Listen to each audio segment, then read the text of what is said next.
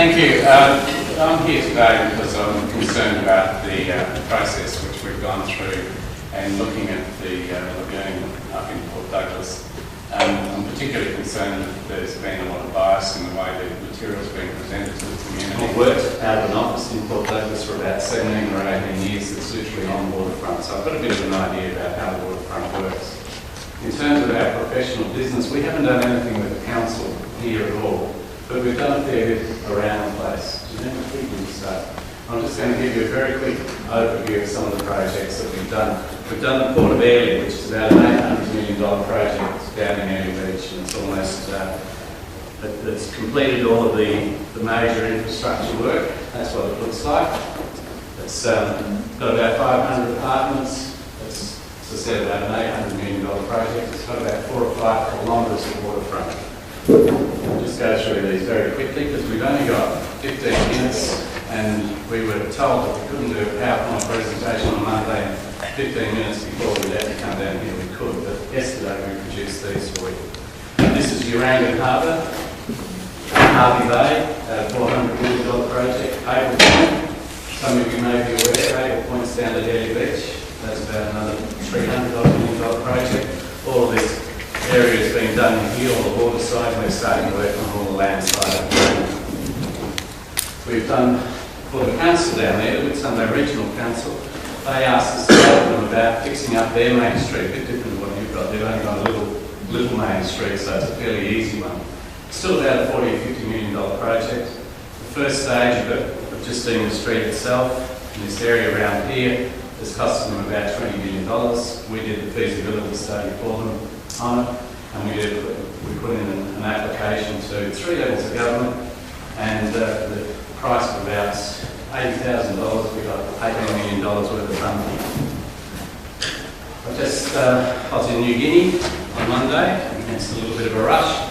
We're helping the NCDC there, which basically runs Port Moresby, to completely rehabilitate the whole Valley Beach and do a major project here. We're still working through the size of it. It's around about 1,000 units and about 400 boats. Some big jobs. Size. In the report that was first presented to us, we were told that the population of Airlie Beach is 30,000 people and Port Douglas is about 8,000 people. Now the reality was that they used the whole of the Bowen and Whitsunday amalgamated shire to do a comparison with just Port Douglas, which is completely ludicrous.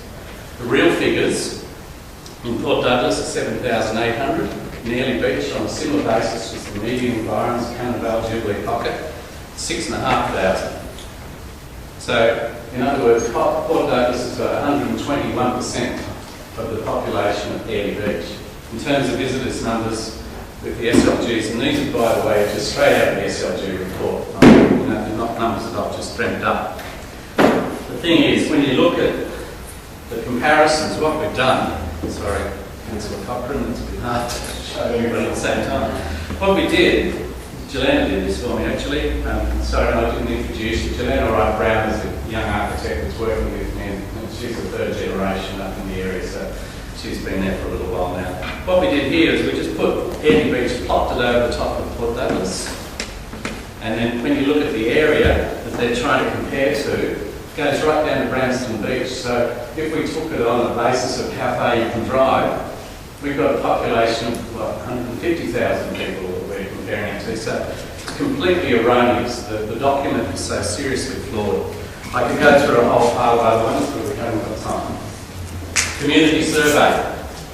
When the community survey was done back in January and February, 3 out of 4 respondents preferred the tidal site. The tidal site is a site which was the one identified during the EBD process, the inquiry by design process, which the previous council spent something like, I think it's about $1 million, Councillor Lloyd. It's in that order. I'm working our way through it, and that's just been thrown out the back door. So 3 out of 4 people preferred the tidal site to the site beside St Mary's. That's straight out of the SLG report, page 46 if you want to look it up. The telephone survey, fairly close, 18% in favour of the tidal site against 13% in favour of St Mary's. Now we're told that the latest telephone survey has turned it around, and the majority of people in the latest telephone survey are now saying that they want to see the site at St Mary's. Now that's completely inconsistent with the community reaction that we've seen. And you have to ask the question why. I put it to you, the reason why is that when it was displayed at the council shop in McCrossan Street, we had 14 A1 drawings showing the design team's preferred site. We had, when we then had a meeting, your CEO came along to the meeting when the Waterfront Management Committee put it to those present that that was a pretty biased view, and could you please show the other side so people can weigh it up, you know, about the pros and cons for each side. The only thing that happened was one A3 sheet which had only the positives of the site, which has been promoted by the local management team, and only negatives for the other three sites. So we have not seen a genuine consultation process. We have not seen each of the sites put up on an equal basis from what the pros and cons of each side are. Going back to what I was talking about on size, let's accept, how am I going to time? Yes. Halfway. Rocketing along. On size, if we accept that it's not an exact science about what the size of the pool should be, accepting that it should be around about the size of Airy Beach, what Jelena has done is prepared some overlays on the different sites, put it the right way around, 4 Mile Beach down the bottom, Airy Beach pool plonked on top. There just simply isn't enough room near the life-saving pump. Just simply won't fit. Same goes, if we put it at St Mary's, it's out in the water. Doesn't fit. There is simply not enough room. So what we're seeing now, in my view, in my opinion, is the consultants and the local management team desperately trying to shoehorn a pool into this location. And because you can't fit a pool the right size in, we've now got a pool which has grown from 1,800 square metres, I think the latest figure is around 2,200 square metres. It keeps on changing. I can't keep up with it. In the community consultation process, we've been approached by so many different community groups saying, what the hell's going on? We've had the yacht club saying, you know, we can't tolerate what they want to do in terms of the people, the consultants that we used, about the trailer boats that we're going to completely encircle the yacht club. They've come up with their own design. Sorry, I'm not doing a very good showing. And that, I understand, is still under consideration, but there's a huge amount of negativity about it. I went down to the markets the other day and went for a bit of a walk along the markets, and I said to the people, do you realise that the consultants are saying that all the cars have to be pulled out, all the informal parking that's occurring at the markets at the moment has to be moved to behind the Quicksilver workshops. They were just horrified. These are just some examples of people that rely upon being able to sort of sell out of their cars and to be able to move their things around. They won't be able to do that. It's also been suggested that there's not enough area around the tidal lagoon for recreation purposes.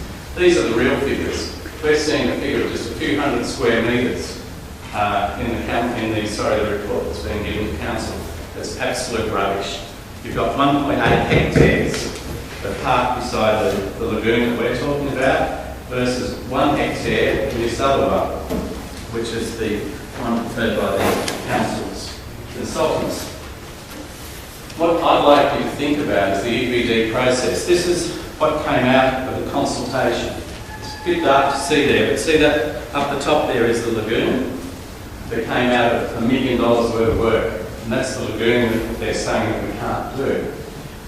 The fact is, Durham were one of the signatories to that EBD process. They were in it the whole time. See, Peter was here, we had Paul Cohen. Peter and Paul did a fabulous job, and they had a huge amount of respect from the town because they engaged with us. We had a workshop, put it that way around, which occurred, it was November, October last year, October. I think it was the landscape design workshop. At the landscape design workshop, this is the drawing that Jess Clark produced with the pools beside the park, consistent with the EBD process.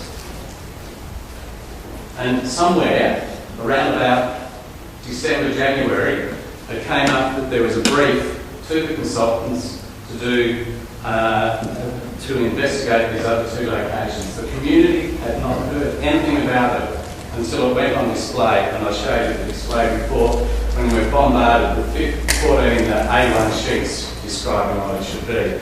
This is the design which we're talking about. Shalana, if you can hold that up, please. This is the design which the council has now got in front of it. When you look at this design here, you've got a bird's nest of paths all around the place. Port Douglas doesn't want that. You've got these mounds that you're putting toilets in, and any of us that have lived in the tropics are going to recognise the fact that a blockwork building covered in dirt is going to be smelly, hot, humid, fungal, just a pretty horrible place. That's completely inconsistent with Port Douglas. You're going to even have, like fences across the top because it's a 3-metre drop from the mound to the ground where pathways go through. You've got a busy street on this boundary. You've got the combined club on that boundary and a car park. So you've got St Mary's over here. And the whole idea of putting a swimming pool beside St Mary's is flawed before you even start. It shouldn't have even been considered. How am I going for time? Not a lot. 3 minutes. Yeah, 3 minutes.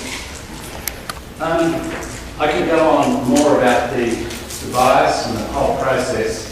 It's very disturbing the way the whole thing's been done. I told you about the bias that we had there. Anybody who's speaking out like me is being treated as though we're pariahs.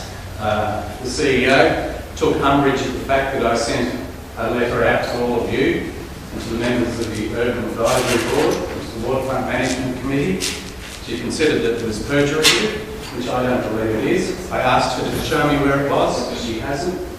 We're being told by the local manager in the press, she's saying that we're an uninformed vocal minority. Well, I'm sorry, you've got 17 governments, 17 private organisations, public organisations, community organisations that are saying we don't want to decide St Mary's. We're not the minority, and we are vocal, and I think we're equally as informed as some of the people that you've got giving you advice. This is consistent with the EBD process that's been reported in the press that it's Gary Hunt's design. It's not Gary Hunt's design. This is something which we drew up with John Sullivan, which echoed the council's own design and the one in the EBD process. And one of our very cheeky staff did that cartoon, which I think says it all. It's not what the community's after. I think I've run out of time. Thanks, Gary, for that informative display.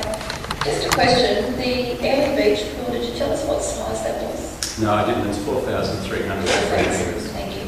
And if it, my suggestion would be, even if it was 4,000 or 3,500, but 2,200 is nowhere near the mark.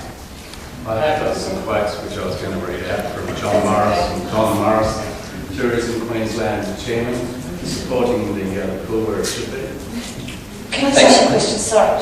Yes, yeah, just really quickly, just because it's the visual thing that people know. I've been to Airlie Beach and on that lagoon a few times. It is quite large, but to give people more of an indication, what's the size of the Cairns Lagoon? I think it's about 4,000. 4,000. Okay, so I'm just trying to make sure people are aware of the size. Okay, Councillor Blake. Mine's just a couple of questions. The visuals you've got there, would it be possible to put those on display up in Port Douglas and let people have a look at the alternative instead of, like you say, you only had a lay-for sketch up there before? Would it be possible to put that up so that other people could have a look at that? I believe that what you've done there is quite a good presentation and does present a good argument for further consideration. I'd be very happy to do that. Yeah, we're all aware of experience. I think you've probably got more experience in the coastal management of lagoons and wharfs and everything like that. And I think what you put up is very good. I just like to think the public in Port Douglas can have a look if we've got a shop front or an area we can put them up in. We'll just go to Newsport. There seem to be a lot of people following that web page at the moment with the designs that have been put up there. Yeah. We've had roughly 100 responses in the positive, about 8 that are in the negative on that. site. And again, it disturbs me that we were told at one of our meetings by the local manager that they wouldn't take any notice of the social media and any of the media, but since then I'm pleased to hear that your mayor has taken an opposite view and that will be considered during this process. There's also factors on the coastal management process. We know it's a tough one. You know, there's no doubt, but the science needs to be done, and the science hasn't been done. Okay, well, thank you very much, Gary, and for certainly giving us some discussion.